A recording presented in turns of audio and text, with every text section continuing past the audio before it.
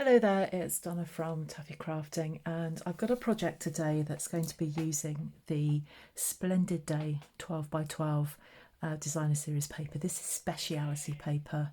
Oh, you have to excuse my husband shouting downstairs because his favourite football team are winning for once.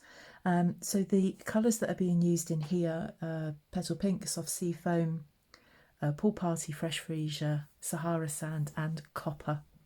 So I'm going to be using this Fresh Freesia one. This is beautiful paper, and I'm only really using a teeny tiny part of it, but it goes with this Splendid Day suite. This is from the mini catalogue that's currently running until I believe the end of December, so there's still plenty of time to get this. But in the suite, you get the stamp set, the dies, ribbon. You get these little open leaf trinkets and the paper as well. And you get that for £77.50 or €101.50. So by purchasing this at €77.50 or at €101, you are then entitled to a level 1 celebration reward. Now, this is 3D Thursday, so it is Thursday the, what is it, 21st, 22nd, 24th of August. The reason I had to count then is because I'm currently filming on the Monday, so I'm having to count forward. So we really only have until the 31st, which is next Wednesday, and that's when celebration finishes and all of those lovely freebies are gone. Let me show you what I've made. Now, I've been inspired by a crafter called In the Pink Designs, and she made this really cute little box, so I had a go at making it. Now, the one that I'm going to do today, I'm not going to do any stamping or anything. What I want to do is show you the main part of the box and how that's put together and decorated using this lovely paper. I did look to see about putting something else on the front of it, and I was just losing this lovely design. The other thing that I'm going to do, I think this ribbon will go with it, so we'll see what happens when we put it together, but I think that goes with it quite nicely. It's not a perfect match, but I think it does go with it quite nicely. So we're going to put those on our box. So this is what the box looks like. I haven't got anything in it. Here I've used the Nature Prints designer series paper on thick white cardstock, and I'm going to be using thick white cardstock for this next project. And I've just decorated it with that, and then I've also decorated it with grey granite and white cardstock, and I've stamped here in Early Espresso an image from the Nature Prints stamp set, and then just put some Early Espresso ribbon around it. So when you open that up, it then opens up there, and then you can put your treats inside like that, and it's a really lovely box. So let me show you. Now, you could adapt this for whatever you want to put in the box. I think it would just depend on the size of the cardstock. So I like to gift box makeup if I'm gifting that at Christmas or a birthday, so I would perhaps alter the sizes so I could get perhaps a pack of 3 or 2 lipsticks in a box, or an eyeshadow palette, and nearer to Christmas I'll probably have a go at that. So let me show you what I've got. I have got a piece of card. I'm using thick basic white here, and this measures 7.5 inches by 5.5 inches. I will link In the Pink Designs in the description bar below, so you can go and visit her. I think she puts a project out at least once a week. Really easy to listen to, and really easy to follow, which hence why I've cased her project. I've got 2 pieces of DSP. This measures 3 1/8 by 1 7/8. I've then got 2 pieces that measure 3 1/8 by 5/8. Yes, sorry, and that's the dog now scratching at the door. And then I have 2 other pieces that measure 5/8 of an inch by 1 7/8 of an inch. I'll do a blog post for this, so all of the measurements are on there. And then if you are going to put an image on the front. You can either use scrap card and punch it out and put that on the front, or this measures, the grey granite measures 1.5 inches by 2.5 inches, and then the white measures 1 3/8 of an inch by 2 3/8 of an inch. Okay, so that's what we have got with that. But this one I'm not going to stamp, I'm not going to put anything on the front, we're just going to have this. Let's get these out of the way. It does always help when these are pre-cut. My craft space at the moment is so untidy, and as usual I'm just going to do this last project before I then tidy up for the evening.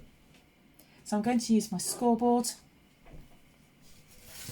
It's a bit big when I'm filming the scoreboard, but we've only got a few score lines to put just in this piece of card. So on the long side we are going to score at 2 inches, 2 3/4 inches, 4 3/4 inches, and 5.5.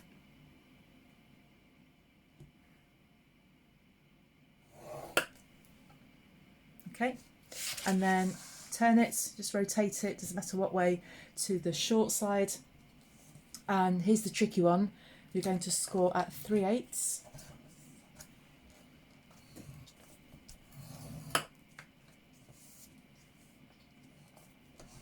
Oops, I'm not making a very good job of that. 3/8 of an inch, 1 1/8, 4 3/8, and 5 1/8.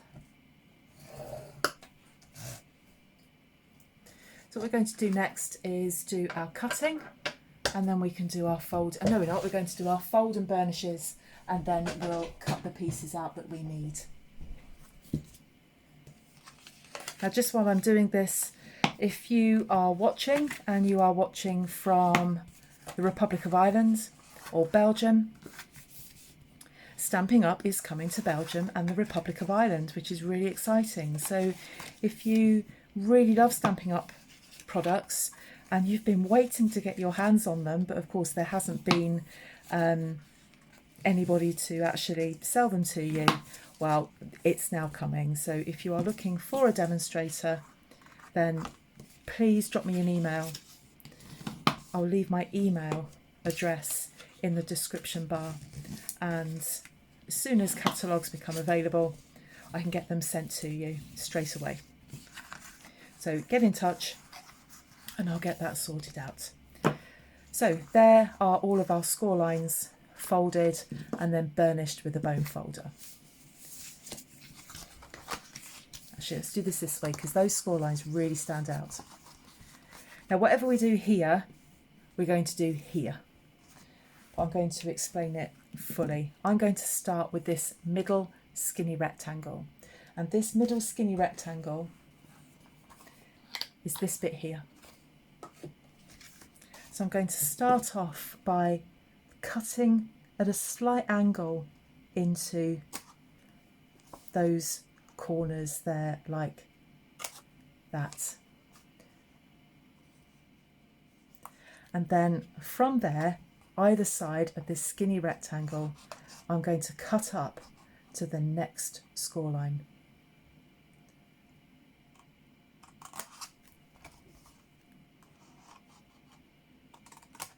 Like that. Either side of that, I'm going to cut up again to that second score line.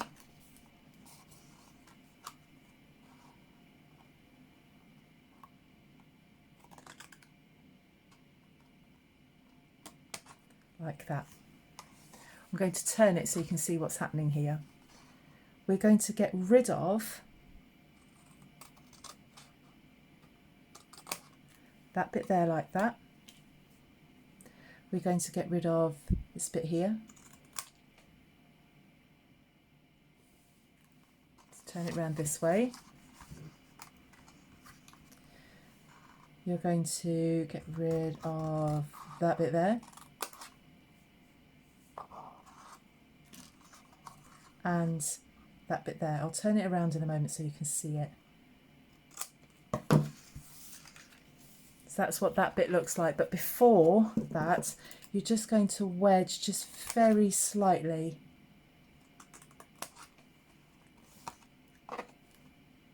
like that. It just makes it easier to stick together. Okay, so you've got that middle skinny rectangle, and then the big rectangle that's in front of that, and then you've got those two. These are the tabs that hold that side together. Okay, and we're going to do exactly the same again. So you've got your guide up here. I'm going to cut up to the second score line either side of that middle section. And I'm just going to, just as I did on that tab on the other side, I'm just going to wedge it in like that. I'm going to turn this round and I'm going to remove these two sections here.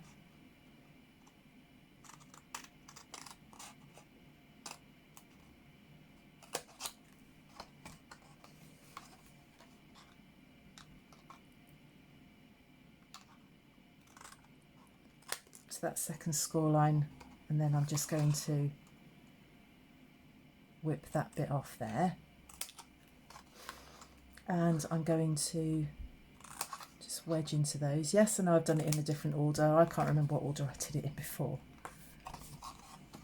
Turn this, just trying to do it slowly. You avid crafters will know what you're doing. If you are more of a beginner, you just follow along with me. I'm trying to do it as slow as possible so you can pick this up. I remember when I first started learning to do things like this, I would start the video all the time, and I used to really enjoy watching crafters that took their time over it, not a bit of a wham bam there you go. I'm not interested in that. And so that's the style that I've continued for people that watch me. So there we go, that's what we've got. So that's the bottom. These are the two flaps that fold in, so an inside one and then the outside one. These two tabs stick to the sides and hold that together, and then these two tabs fold in. Now what we're going to do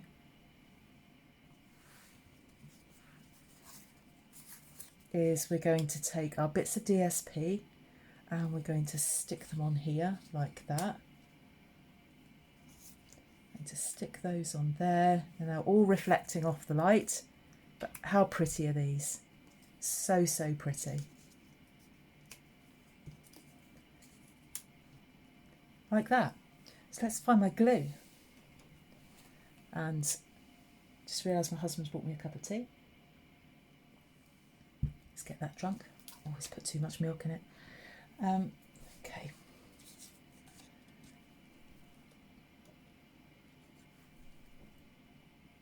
So I haven't really in my projects, can't get that glue to work, I haven't really in my projects used too much from the autumn winter catalogue. I tend not to visit that till probably October. I can't really get into autumn and Christmas things when the weather's really warm. I can't do that. I know people love to do Christmas craft, and I'm probably missing a trick somewhere, but I just can't get into it. So if you're like me and think, no, I can't think about Christmas stuff yet, come and join me later in the autumn. It's still August. I don't want to be thinking about Christmas stuff. Put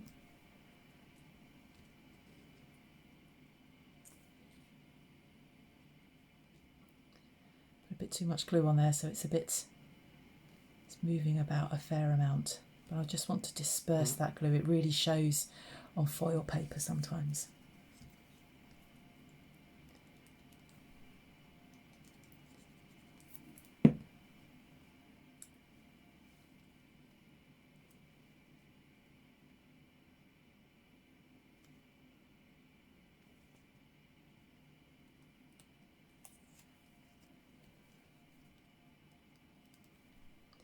And I'm doing all of this gluing and putting together in real time as well, because I know that some of you do craft along with me. So you can be sticking and gluing, or gluing and cutting and gluing and sticking along with me. It's quite nice to do that. I still do it now.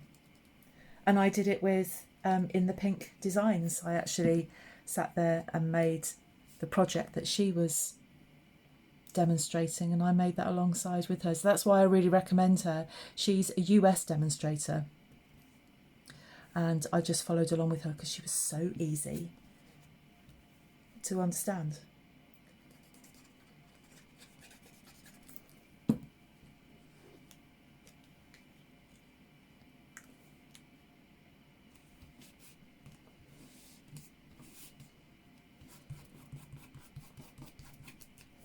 Okay, so there is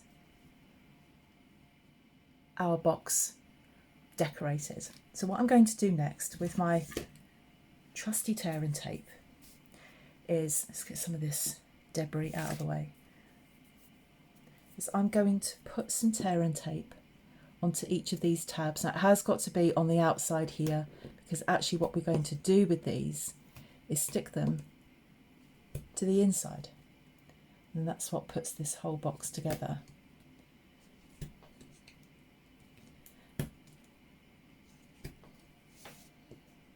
Now, if this is the first time that you've come across me and you like paper crafting, then why not subscribe and hit the notification bell so that each time I publish a YouTube tutorial, you'll know about it straight away.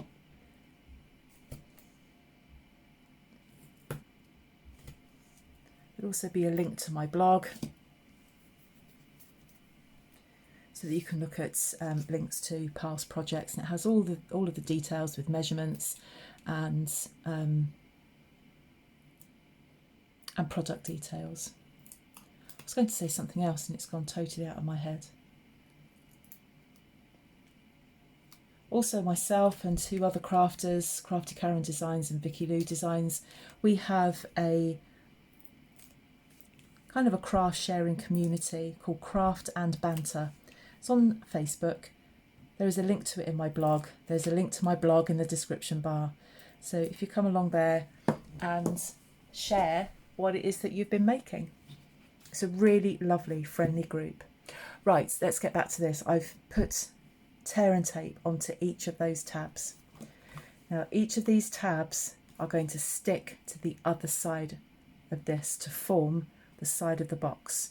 So what we do is that we turn that and we get this cut edge here to stick to that folded edge there and get it as near on as possible so we get a nice even symmetrical box shape. And you do the same with this one.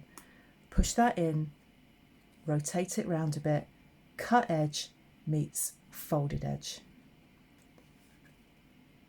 I'll do it again. Sticky bit on the tab, push it down, bring this round, and then get the cut edge to meet the folded edge.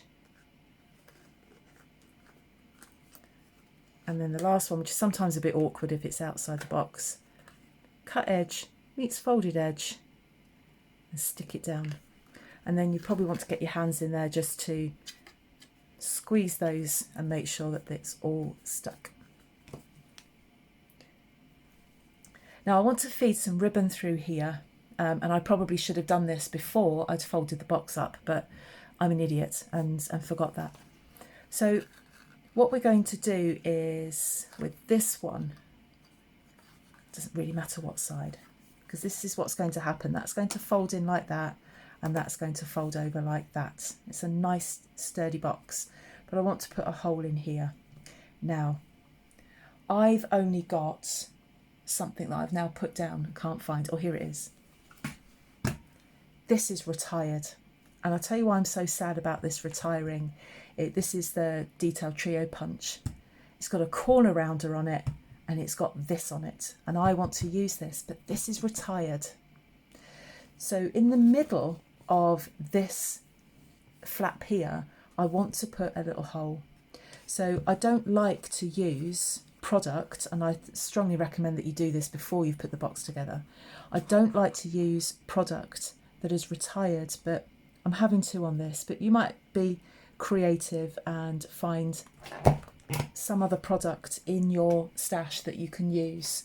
A small hole punch would do that. Anything.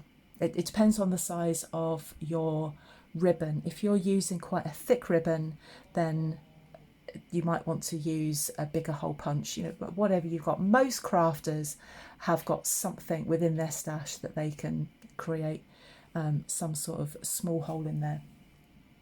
Now I've got this metallic woven ribbon. The width of it is 1/8 of an inch. And what I'm going to do is poke that through there. There is Fresh Freesia it's not cross grain ribbon. Let me show you what it is, because this is Fresh Freesia, this colour here. I wonder if I've got any. I thought I bought some more, but maybe I didn't. I'm not a big ribbon user. No, I haven't got any. I thought I had. But there is some ribbon. There's Fresh Freesia ribbon. I can't remember the type of ribbon that it's called. So if you did want it to match perfectly, then you can use that. I think this works really, really well. So the problem that I have is that I'm not very good at tying bows. And when I say I'm not very good, I'm rubbish at tying bows. But we'll give it a go. If a bow doesn't work, then you can do a knot. But the early espresso ribbon that I used for the other project is quite thick, and I got quite a thick chunky bow. But that holds that down. Please don't judge me on my bow, because I'm rubbish at them. I could spend a lot more time just kind of fiddling with it, but you don't want to watch that on a YouTube. Oh, that's just dreadful.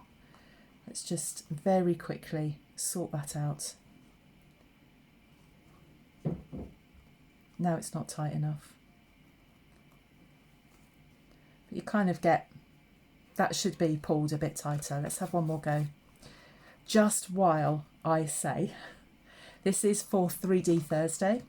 So in my blog post, there is a link to, that's if they're taking part, there is a link to Karen and Victoria's projects.